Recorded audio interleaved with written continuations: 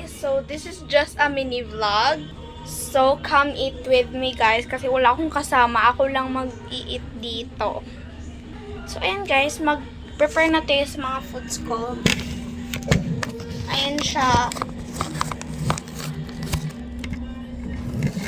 Ni-vlog lang talaga to, yung baboy.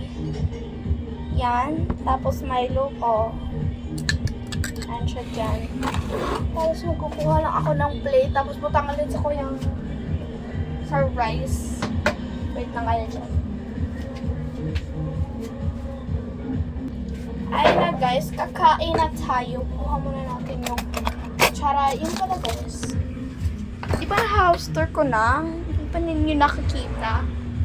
Ayun siya, te. Naka-house tour ko na, te. Hindi ko talaga nakikita. Kuha na ako ng spoon.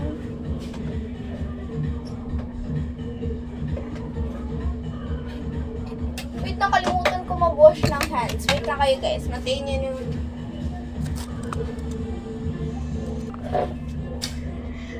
So, this is my milk.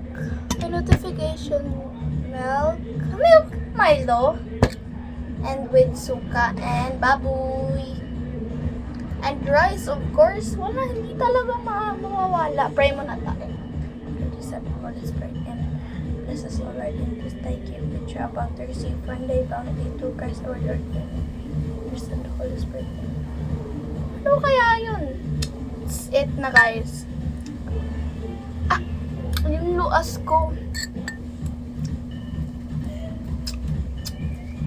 I-timelapse ko muna kasi ang bagal ko kumuhain.